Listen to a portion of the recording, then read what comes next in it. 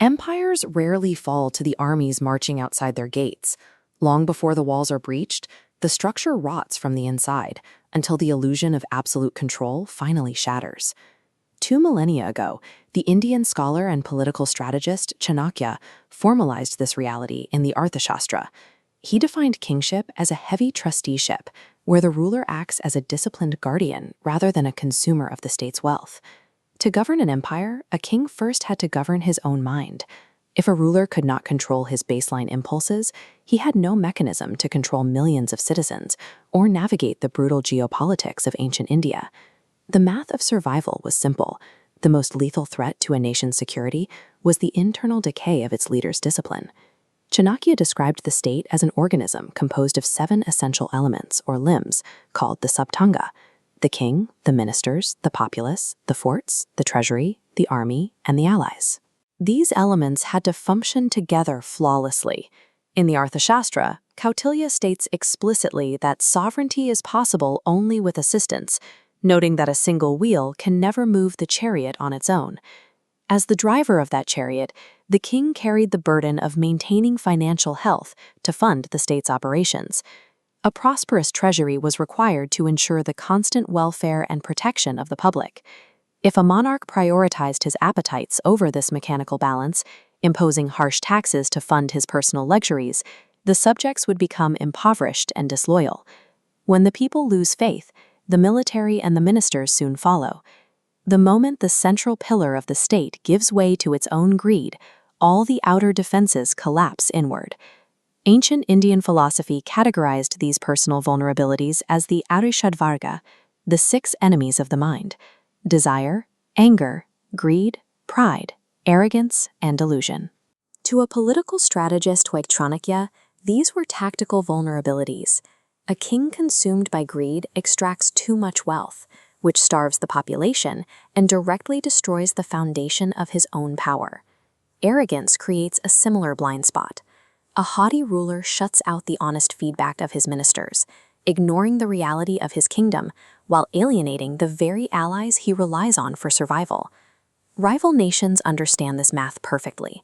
They do not need to risk a frontal assault if they can simply send spies to agitate a population that is already starving and resentful of a compromised leader. The true battlefield for the survival of the empire is fought entirely within the confines of the ruler's own psychology. This theory was violently tested in the 4th century BCE. On one side was Dhanananda, the massively wealthy but corrupt king of the Nanda Empire. On the other was a young, disciplined student named Chandragupta Maurya. Dhanananda's fatal error was arrogance. By publicly humiliating Chanakya at court, he turned a brilliant political mind into a lethal enemy. The insulted scholar famously unbound his hair, vowing never to tie it back until the Nanda dynasty was eradicated. Chanakya selected Chandragupta as his weapon, putting the young man through grueling psychological and physical conditioning. The Arthashastra prescribes a daily timetable for the ideal king that allows for only 4.5 hours of sleep, dedicating every other waking moment to the cold mechanics of administration. There was zero margin for error. Alexander of Macedon crossed the mountains, and his Greek forces were carving through India's western borders.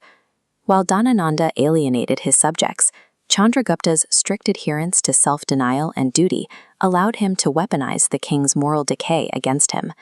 The Nanda Empire crumbled with shocking speed.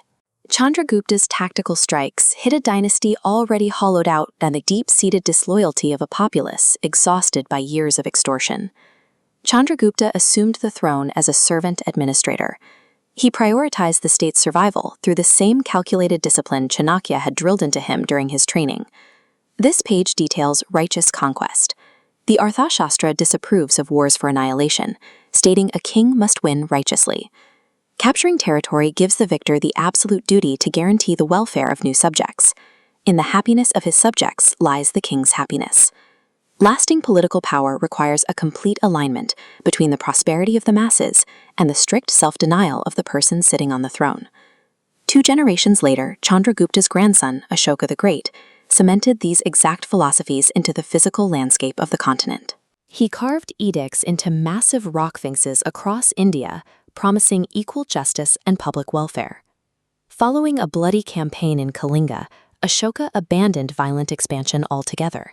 His realization of self-mastery over raw military force secured one of the most prosperous and stable eras of peace in antiquity.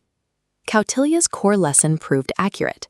An undisciplined emperor, no matter how wealthy, will inevitably fall to the fury of his own subjects. But a wise, disciplined leader can conquer the earth, no matter how small their starting territory. Chanakya's enduring legacy suggests that the most resilient empires are built upon a foundation of individual self-denial. The authority to lead millions begins and ends with the internal courage to master oneself.